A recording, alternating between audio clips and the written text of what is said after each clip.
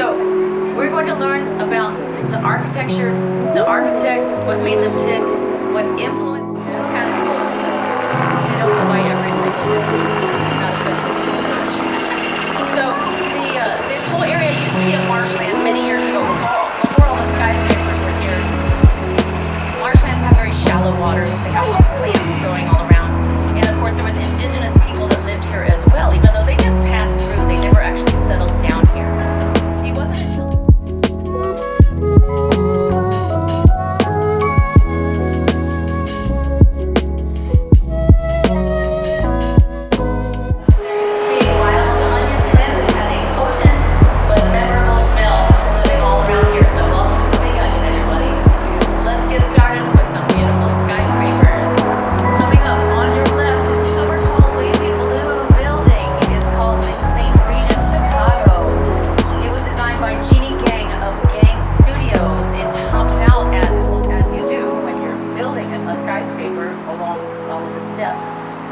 they found that that top part was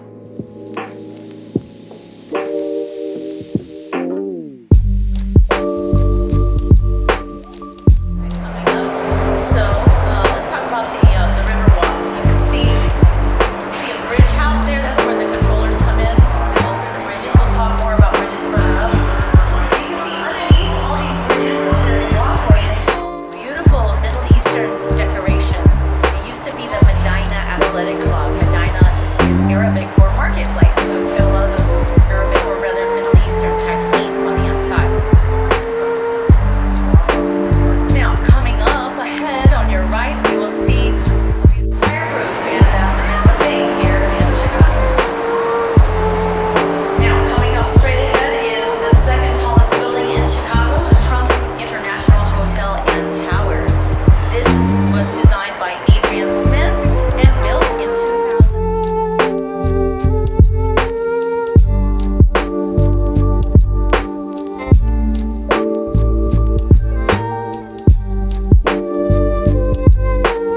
In the 60s, and his idea was to bring people to come live downtown when nobody lives down here back then because there was nothing fun to do or beautiful to see in the 60s.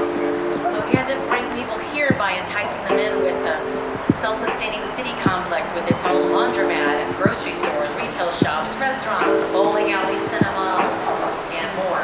And a marina downstairs, of course. Let's take a look back over to our left. We see a beautiful Greek temple on top of a shiny glass tower. This is called 77 West Wacker, a good example of the neoclassical style. Neoclassical because it combines the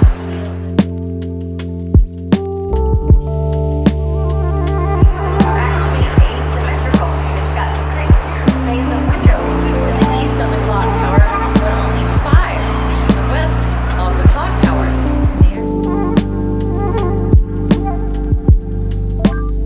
Deep inset windows, vertical racing stripes, polished Indiana limestone, and repetitive geometric shapes. Merchandise Mart, it occupies 2 whole city blocks. It has about 40 elevators throughout. It's got 7.5 miles of 3 branches of the Chicago River. We'll make 3 passes through here, so we'll get to everything. There's a lot of beautiful things to see here.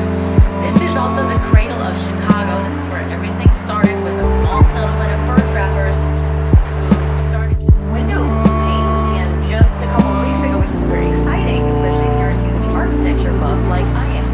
They grow up so fast, don't they? So now straight ahead, you see the little old pink building called the Fulton House.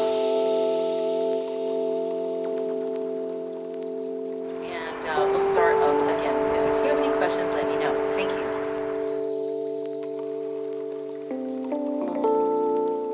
Drive a truck across and back to say we're still working, good condition, please keep giving us money to operate, and that's how that works. It's one of our little heritage sites. You can see a little bit of how it works on the inside.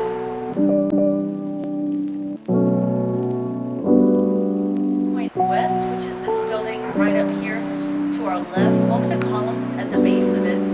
The columns in there, that makes the bottom floor smaller because it's set back 30 feet from the river, so they wouldn't do that.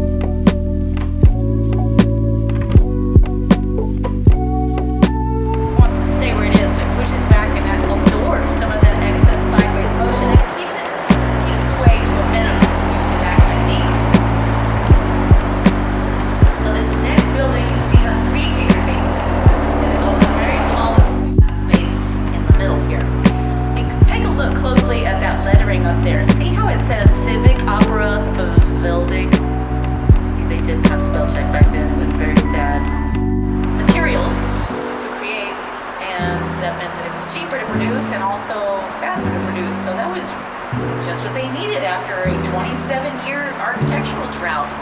So nowadays, though, it's home to a bakery and a gym to give all those Gateway Center employees some tough life choices to make on their lunchtime hour break.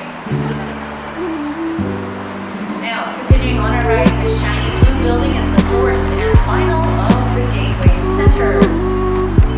It's got the mirrored glass windows of textualism, which started to become a thing in 2 weeks. Your boat would end up in the Gulf of Mexico.